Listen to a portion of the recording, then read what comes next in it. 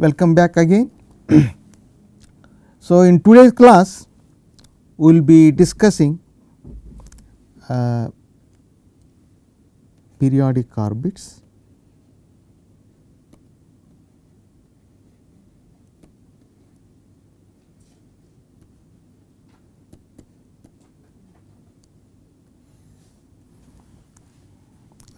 especially their existence. So, these are also referred to as closed orbits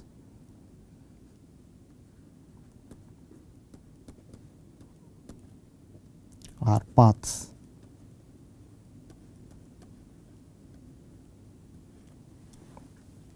So, the existence of periodic orbits is an important part of qualitative theory and quite useful with respect to many physical and other applications.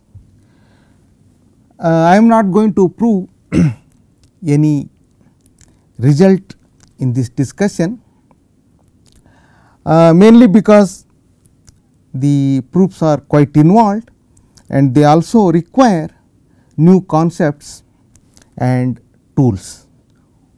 I will try to explain the results through some examples and through some pictures. The discussion is restricted to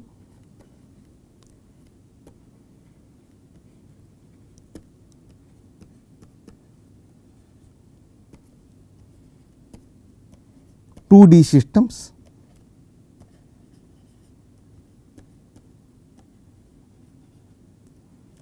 and with regard to 2D system there are fairly general results. So, those things we are going to discuss. The main the important theorem with regard to 2D autonomous system is the celebrated Poincare-Bendixson theorem.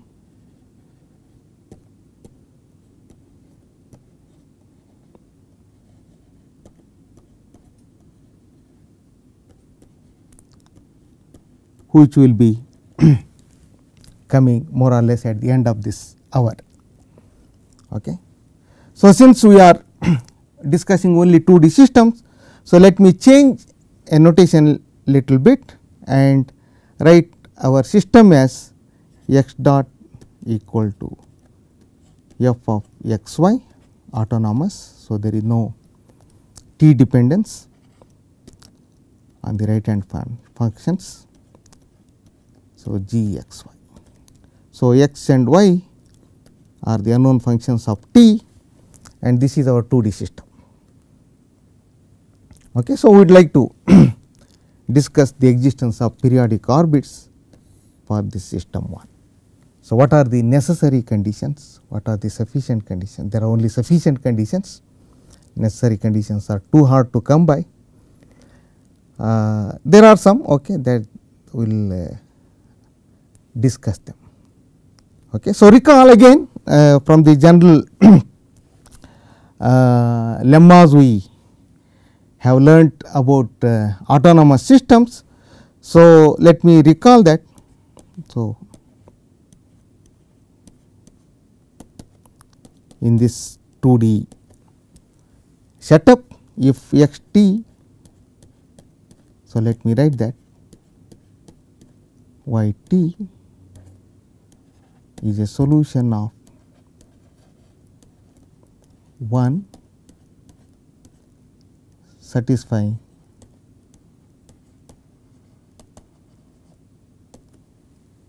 x of t 0 plus t is equal to x t 0 and y of t 0 plus t equal to y t 0 for some t 0 and t positive, then x t plus t equal to x t and y of t plus t is equal to y t for all t. So, thus the solution is periodic.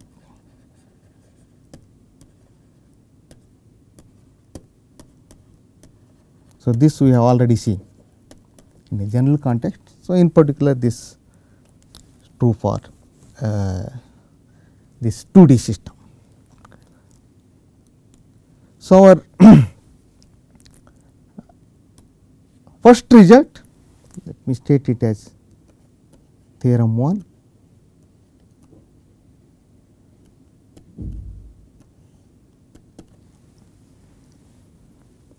So, any periodic orbit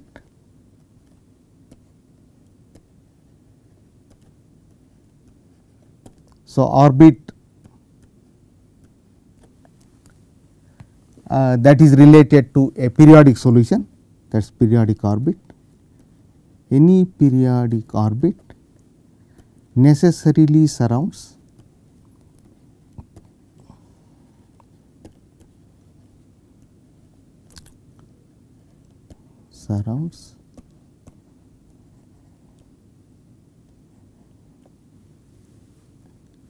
and at least one, okay, an equilibrium point of 1.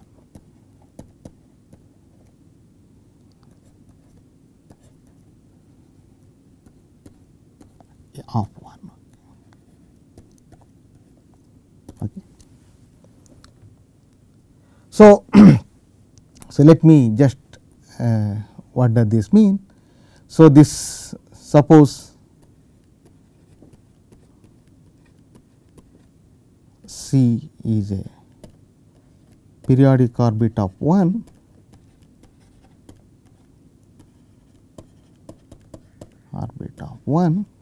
So, in the phase space, so it will be like this. Okay. So, that will be C. Okay. So, described by a periodic solution of the system 1. So, the interior of C, so that is what is meant by this surrounding. So, there is at least one equilibrium point. So, this is equilibrium.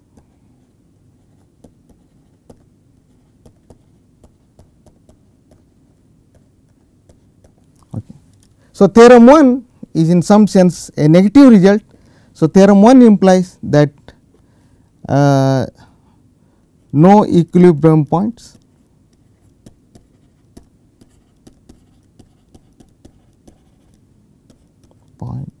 implies no periodic orbit.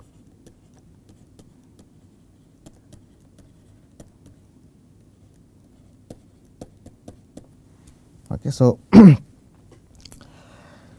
so in order to have periodic orbits, necessarily the system 1 has to have some equilibrium points. Okay. So, let me just briefly describe how this theorem 1 is proved. So, that is where the new tools, new concepts and new ideas come in, and they are bit advanced. So, just let me restrict myself to a discussion of that. Okay. So, let me just discuss that. So, to prove theorem 1,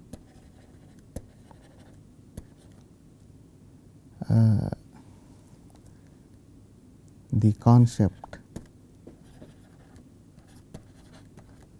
of an index, okay, this is also called Poincare index. So, let me just Poincare index is introduced.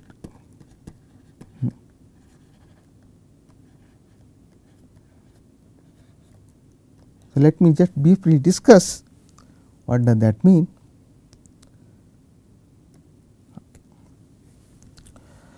So, this is again very specific to 2D. So, this even this concept of index. So, you consider any closed curve, okay, not necessarily an orbit or curve in the phase space.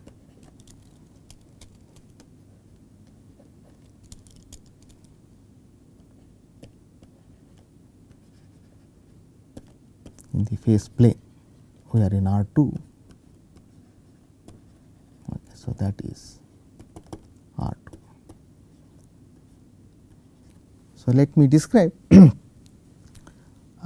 how the index is defined. So, this is curve C. Okay. Suppose this, so at every point on the curve you just compute this f x y g x y, this vector. So, this is in R2 now. So, that is the reason why you call system 1 as a vector field. So, vector field. Okay.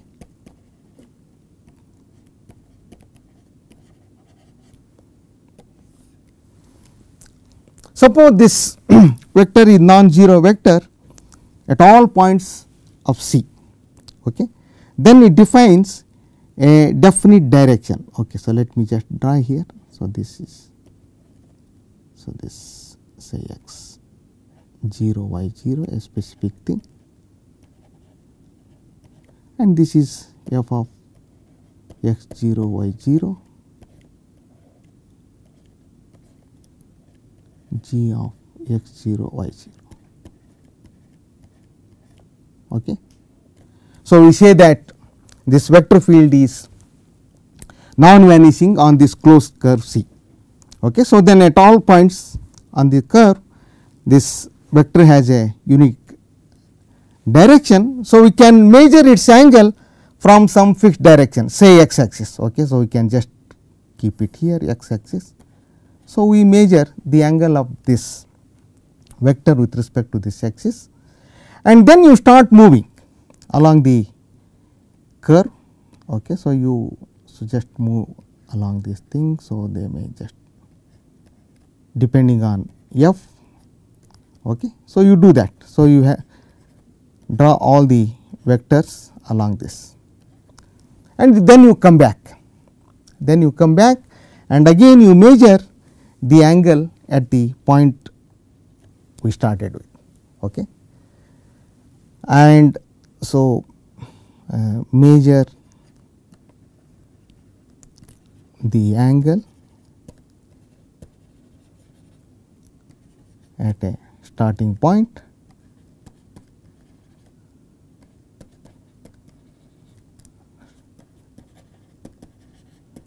x 0 y 0 on C. Okay. Then make a round. So, you keep on measuring the angles at all points, make a counterclockwise round, clockwise movement along C and return to that starting point again. Okay. And then measure the angle again.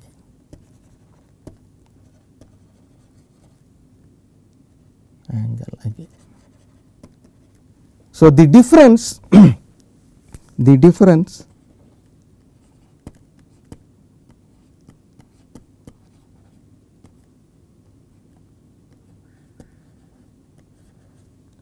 will be 2 pi k. So, k is an integer.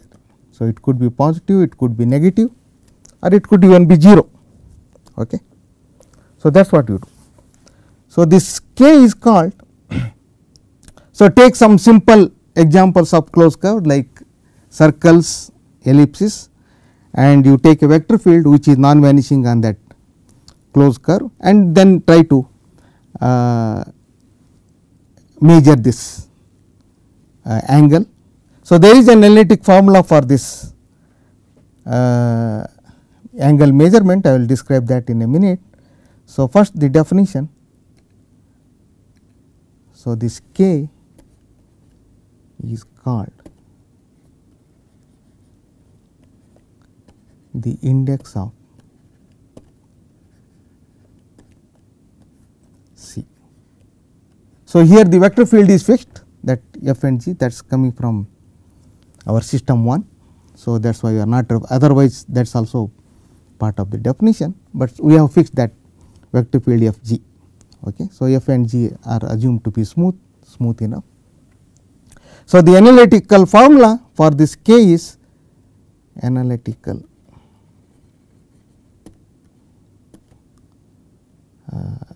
description, analytic description. So, k is equal to 1 by 2 pi. So, this is a contour integral over C. So, f dg minus g df. This is just by taking the angle is in terms of arc tan of g by f, and then you work out, and this will be the definition. And since we are dividing by f square plus g square, you see that assumption is necessary that this f, the vector field is non-vanishing on C, otherwise we will have trouble there. Okay. So, this is a line integral. So, when you have a parametric representation of this closed curve C, then this dg and df will be expressed in that thing. So, it will be a one dimensional integral. Okay. So, I am not going to that details. Okay. So, one important observation about this index, and that is very much used in proof of theorem 1, and this is the key observation. Okay. So, you start with C again, whatever C is. Okay. You determine its index. So, if you deform this thing, this closed curve smoothly,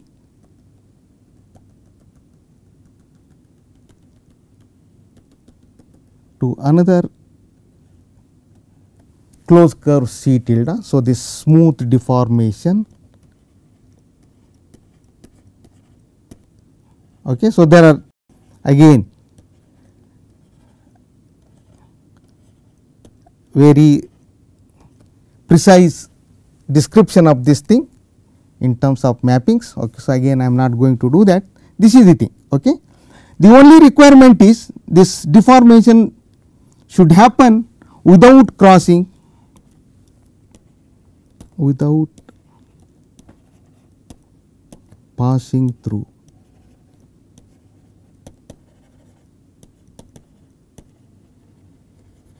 any, without, that is important, any equilibrium points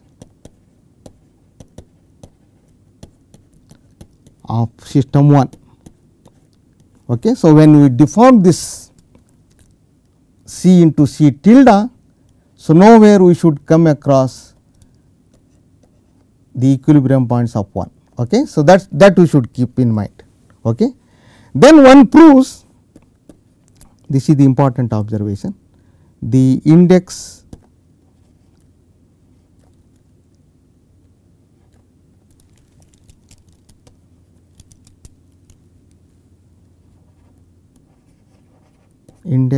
of C is same as index of C tilde. Okay. So, that is one important observation. Okay. So, in particular if a closed curve is C is such that in the interior of that C, if there are no equilibrium points of 1, then I can keep on deforming and make this length of this closed curve very small and eventually going to 0. So, what we get is, so thus if the closed curve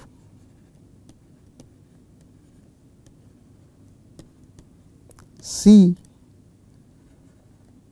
does not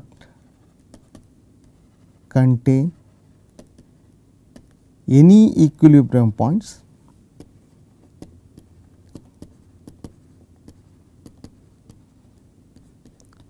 of one in its interior, okay, that is important, in its interior. So, I can keep on doing this deformation, we see that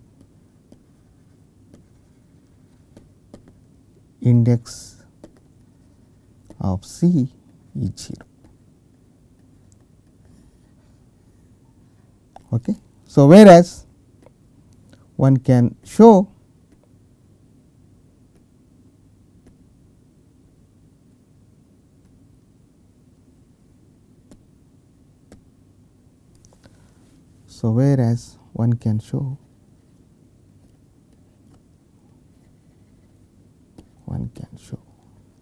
there are many results in computation of indices. So, it is one of them.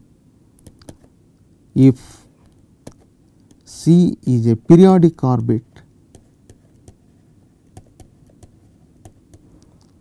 of 1, then of the system 1, then its index is equal to 1. Okay. So, these are deep results, they are not at all trivial results, and if you compare the previous remark and this result, you will see that theorem 1 is proved. Okay. So, the next result, so let me state it as theorem 2.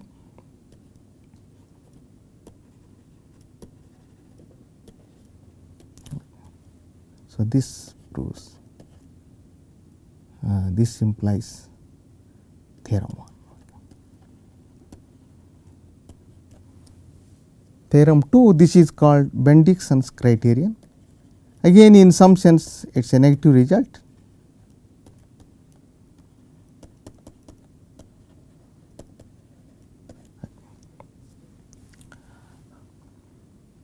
If in any region, I will write script r of the phase plane,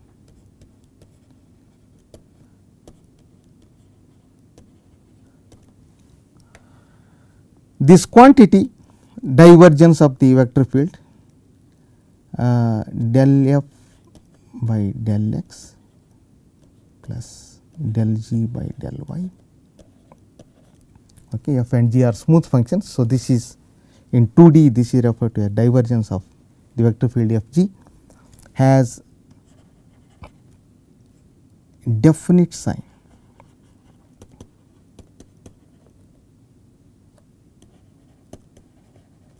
So, that is either it is greater than 0 or in R, at all points in R. Okay. So, either it is positive or negative, then one cannot have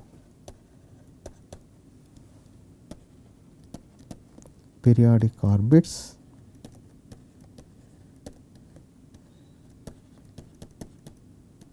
in R. In that region, the system 1 cannot have periodic orbits.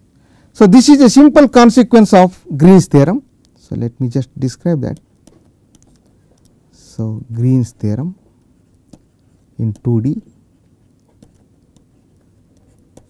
So, it is something like integration by parts.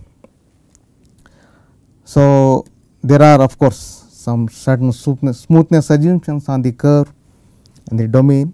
Okay, I am not explicitly saying them. Okay. So, if again just in terms of the f and g, let me state that. So, if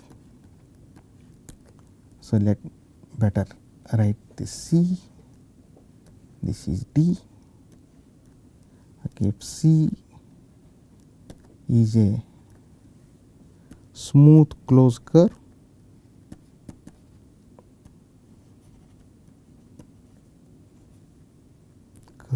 curve in R2 with D as its interior as in the figure.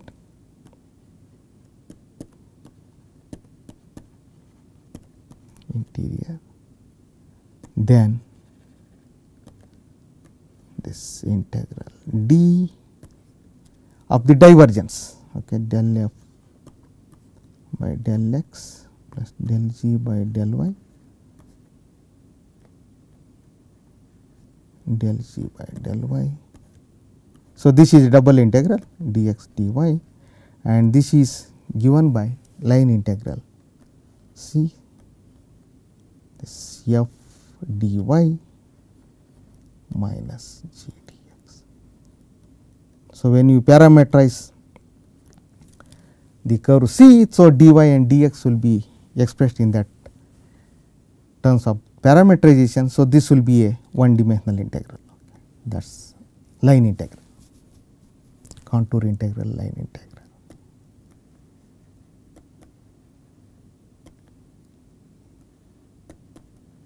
Okay.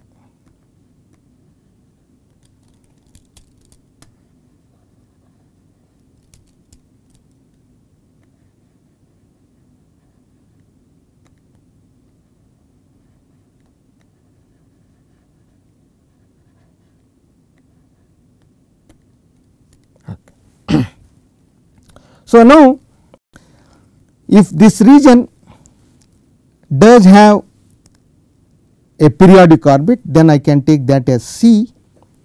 If this given region has a closed orbit to get a contradiction, and when C is a periodic orbit, you see that using the system 1, the right hand side is 0, 0 if C is a periodic orbit,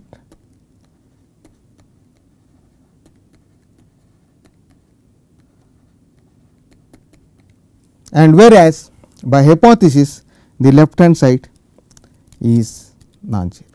Since this del f, the divergent del f by del x del g by del y has a definite sign. So, the left hand side will be non-zero, left hand side.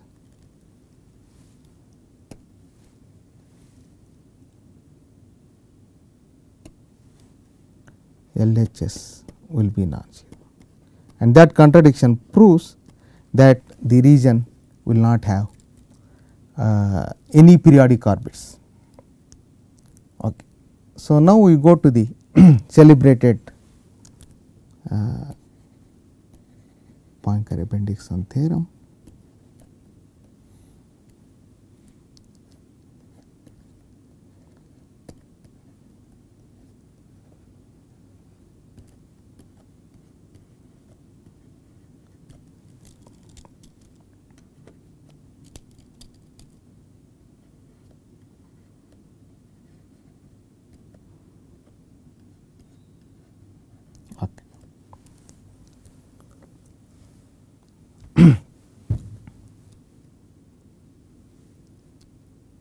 So, let R be a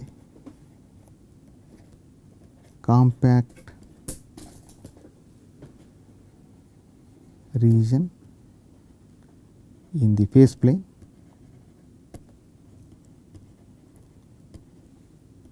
So, that means it is bounded and closed and bounded, not containing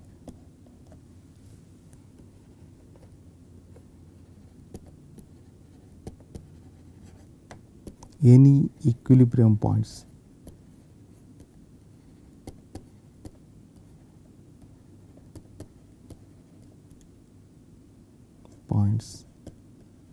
of 1. So, let me stress that not, okay, not containing. Suppose an orbit. So, let me write it, since we are only in 2 dimensions. So, let me just write explicitly x t y t. So, that is a solution of system 1 enters the region. For example, it can start in region R, or it can even come from somewhere else. Enter the region R at time t equal to t0 and stays in R for all t bigger than. Okay. So, this is the assumption on the orbit. So, either it can start in the region R at some time t equal to t0 and then never leaves that region R for all future times, or it can enter the region R at t equal to t0 and then it does not leave the region for all future times. Okay. So, this is the hypothesis on the orbit. Then the conclusion: this orbit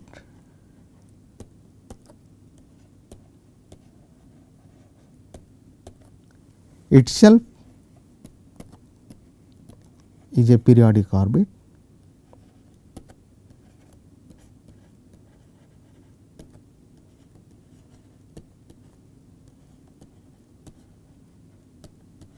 okay. If not, so there are only two alternatives: or it approaches a periodic orbit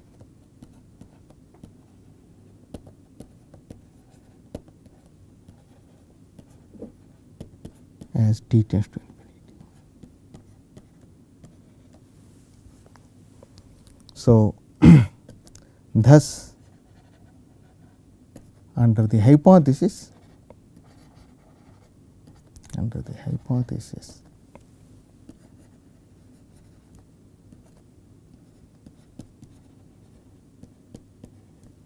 one will always have periodic orbits.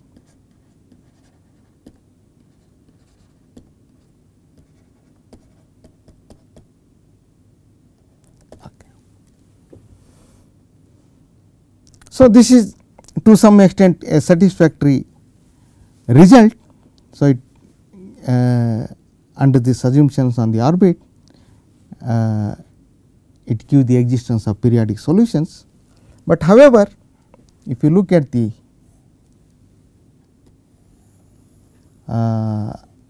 hypothesis, it is somewhat difficult to verify in a general situation. This can be done in particular situations, but to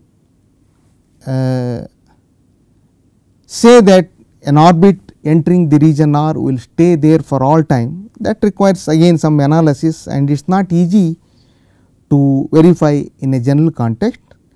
So, there are some simplified theorems, we will state one of them, which are specific to second order equations. So, this remember this is valid for first order systems and this is more general than that, but whereas in that other theorem of Lenard we are going to state that the verification is directly in terms of the functions involved in the equation and not in terms of the orbits of the equation. Okay. So, that is there is one difference. So, let me just briefly discuss the hypothesis, the contents and the conclusions of the Poincare-Bendixson theorem. So, if you compare theorem 1, so compare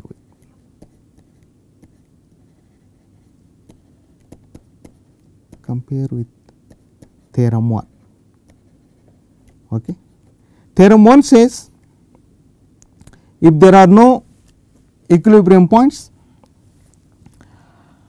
then there are no periodic orbits, whereas Poincare-Bendixson theorem requires that compact region not to have any equilibrium points. So, how should that look like? That compact region in the hypothesis of Poincare-Bendixson theorem, how should it look like? So, it should look like typically an annulus type. Okay. So, this is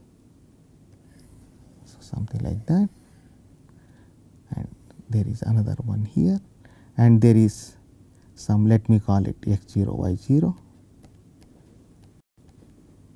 Okay. So, x 0 y 0 is a equilibrium point of 1.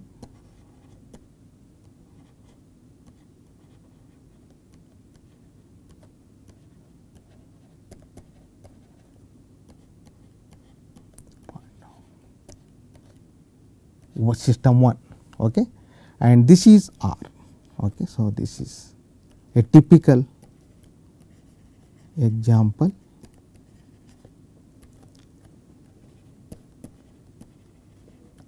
of R, a compact closed and bounded of R in Poincare-Bendixson theorem.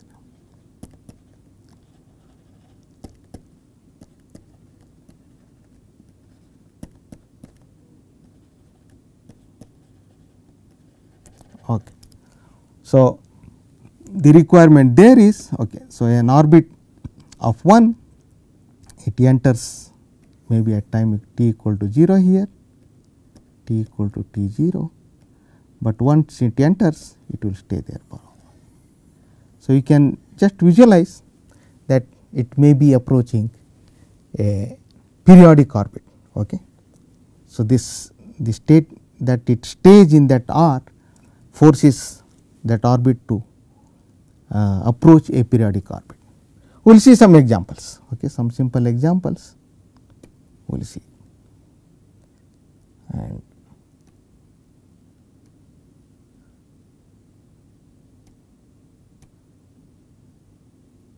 okay, so examples. So, these illustrate the Poincare-Bendixson theorem. So, this first one, let me just state that. So, x dot equal to minus y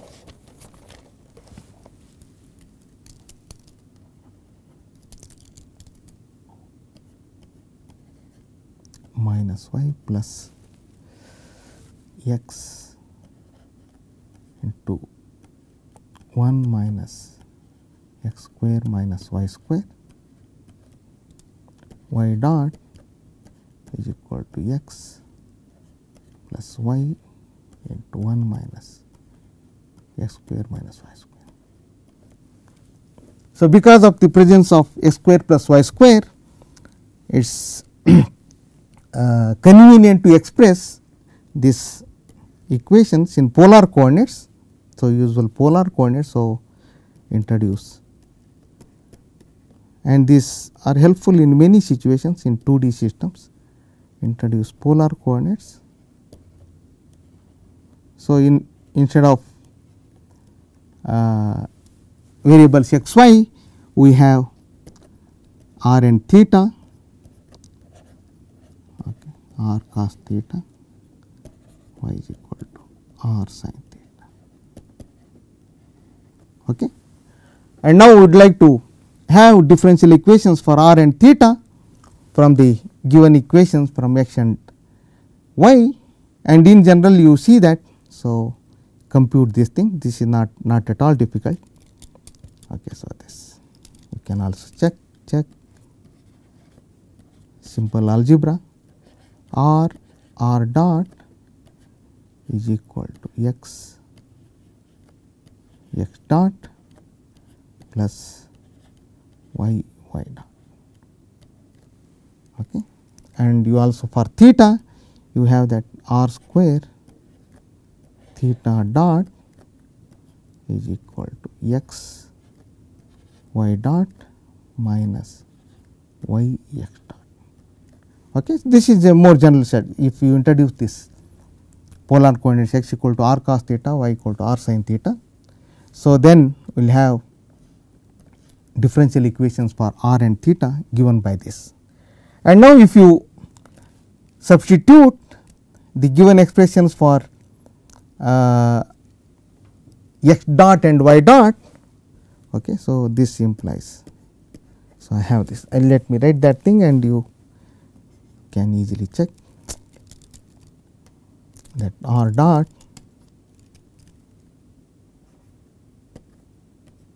is equal to r into 1 minus r square. So, you already see that it is coming from that x square plus y square expressions. Okay, and theta dot equal to 1. Okay. So, in this setup you see the r and theta variable, they are decoupled. Okay. So, r does not depend on theta and theta does not depend on r. So, we can separately solve for them, okay, whereas the original system x and y are coupled very much. Okay. So, we can solve that thing, but before that, so let us see the applicability of Poincare-Bendixson theorem. Okay. So, just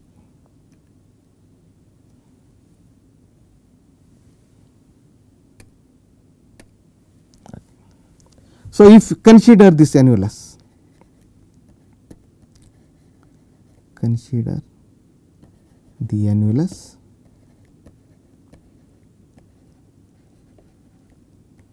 let me call it r. So, this is half less than or equal to r less than or equal to 2. Okay. So, that is the annulus. So, this. So, this is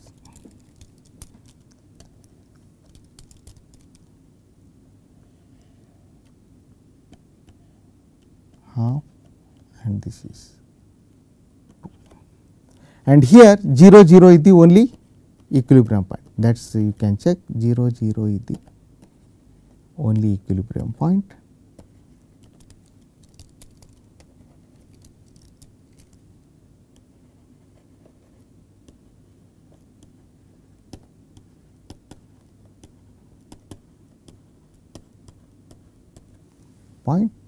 So, this r does not contain that because we are away from the r. Okay. And now, if you look at the equation for r, you see that r dot equal to r 1 minus r square, and in the on the internal spheres. So, at r equal to half, so r dot is positive, and at r equal to 2, r dot is negative.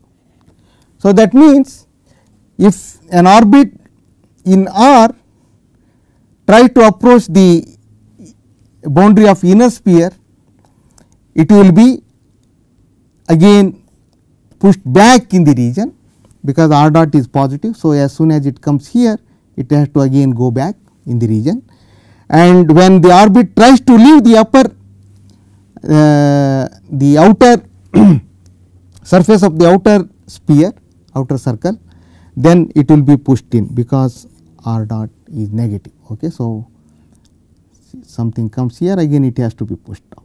Okay. And here, if it comes here, it has to be pushed inside this annulus. Okay. So, therefore, an orbit which enters or which starts there, starts in R will remain in R for all future times.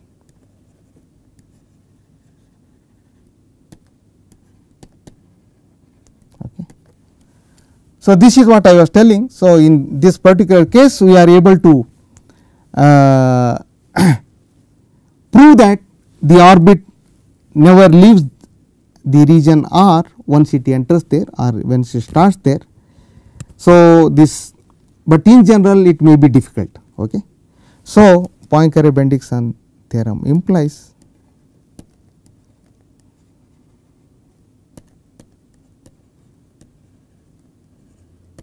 Bendixson implies existence of a periodic orbit.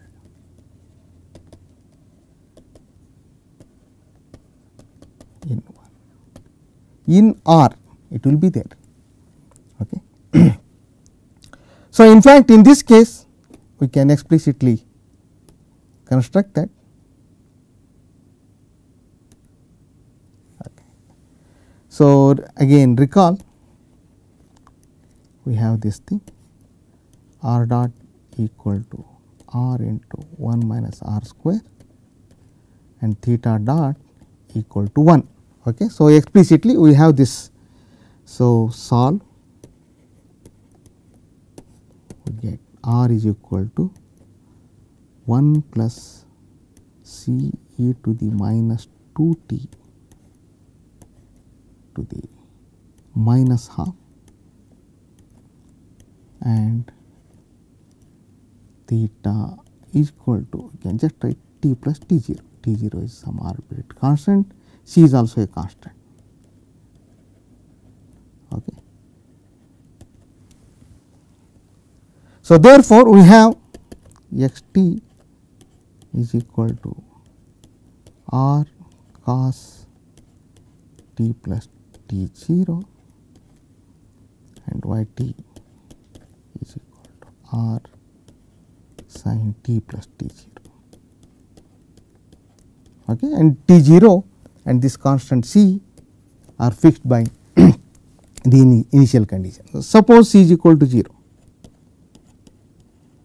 suppose c is equal to 0, then r is identically 1 from that equation. So, this in this case this implies the yes, and certainly that is periodic solution. So, r equal to 1 is a periodic orbit. So, we are explicitly finding in this case that r equal to 1 is a periodic orbit, and its that orbit is obtained by taking s t is equal to cos of t plus t 0 and y t equal to sin of t plus t 0. Okay. So, let me just draw that. Okay. So, this is 1. So, you put the arrow appropriately in which directions, counterclockwise, clockwise direction. Okay. So, let me not do that thing. And when c is negative, just look at here, if c is negative, this quantity is this, maybe there is some c there, right. Okay. If c is negative, then this is less than 1 and we are taking in the denominator. So, r will be bigger than 1. So, this if c is less than 1, less than 0, r will be bigger than 1. So, the orbit starts outside this circle of radius 1 and eventually approaches. Okay, let me use different color. It eventually approaches this, or it can do it counterclockwise also. So, if c is, so this is c negative. Okay. So, for every c negative you get such an orbit. Okay. And when c is positive, so this is more than 1. So, you are in the denominator. So, then r will be less than 1. So, c positive, okay, r will be less than 1. So, from inside it will be approaching that either clockwise or counterclockwise. Okay. It will not go on that thing. Okay. So, just it will approach that. Sorry.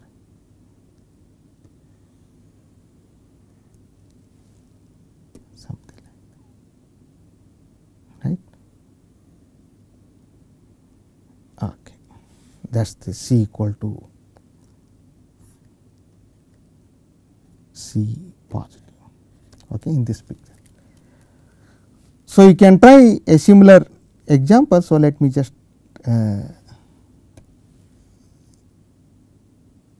say that. Okay, so example 2, x dot is equal to 4x plus 4y minus x square plus y square, y dot is equal to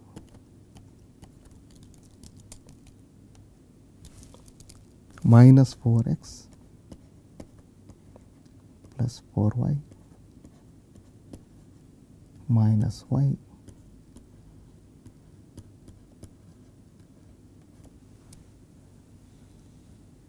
same thing.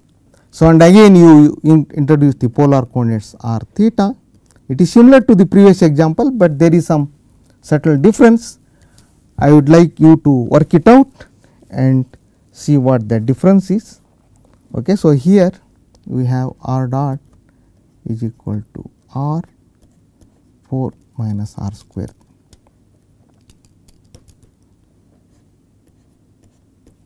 r². So, again and theta dot is different, theta dot is minus 4 I suppose. Okay. And this makes a difference. Okay, work it out from the previous example. So, again this r equal to 2 is a periodic orbit.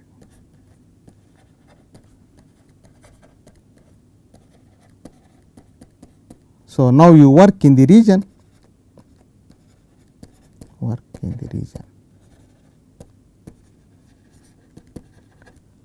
r say 1 less than or equal to r. Okay. Okay. So, now next I will describe this Lenard's theorem, theorem 4.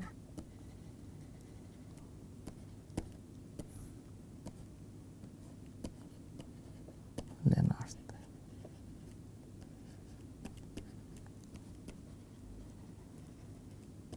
Okay. This theorem is very well motivated by the van der Pol equation. So, in fact, the hypotheses are well suited to that van der Pol equation. So, this applies to second order equations. So, x double dot plus f x x dot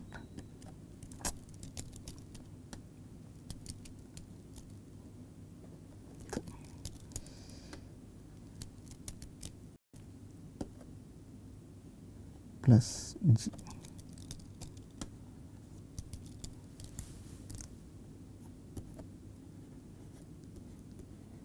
x equal to g. So, f and g are smooth functions. Okay. So, f are C1 functions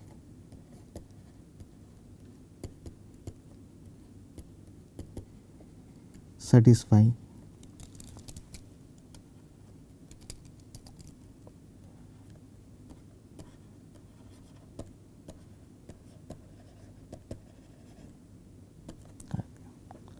one, g is odd, that is g of minus x is minus g of x. So, necessarily g of 0 is 0 and g of x is positive for x positive.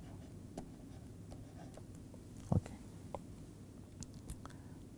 This 2, f is even. So, that is f of minus x is equal to f of x, and if I integrate now little f, that will be an odd function, and the odd function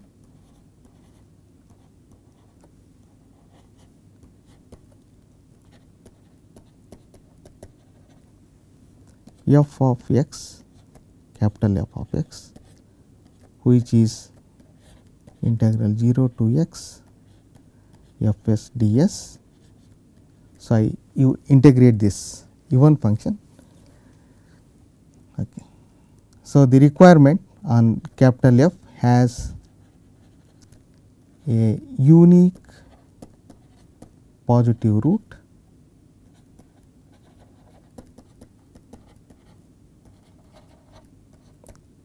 a positive root and f x is positive and okay, for x bigger than a and approaches infinity as x tends to infinity. Okay. So, as I said earlier, now the hypothesis is purely in terms of the coefficients of the equation. So, no orbits are involved here. Okay. It is purely in terms of the coefficients in the equation. Okay. So, somewhat easier to verify than the Poincare-Bendixson theorem. Okay. So, here is the picture of f. So, this is f. Since it is odd, it is 0 here and we require another 0 here. So, it is negative here, okay, and okay, I did not say that, and f x is negative for 0 x less than a. So, this is f, okay, and g is that is positive there. Conclusion.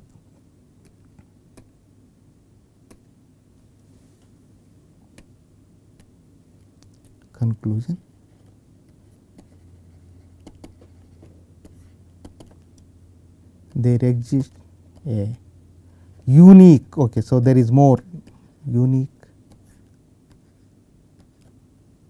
periodic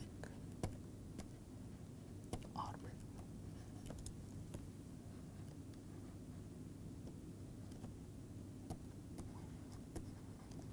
Okay. And here in this case you can easily check that. So, 0 0 is the only equilibrium point in this case.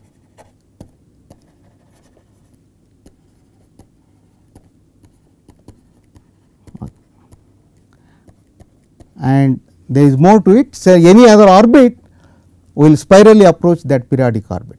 Okay. So, the example, as I said, it is motivated by the van der Pol equation.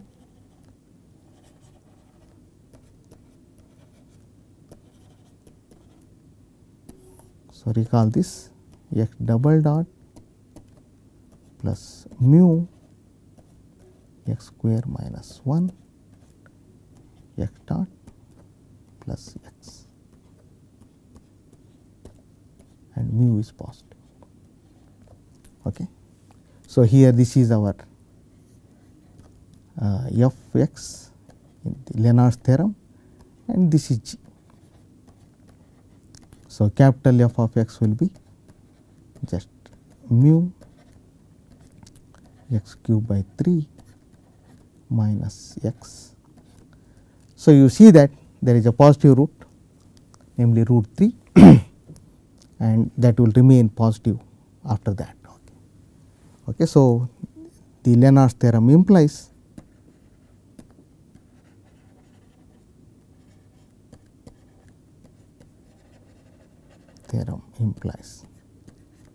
that existence of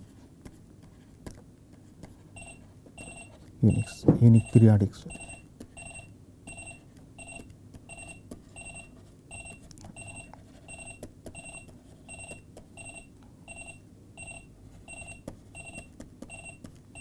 Okay. So, with that thing we will come to an end of this discussion on periodic orbits.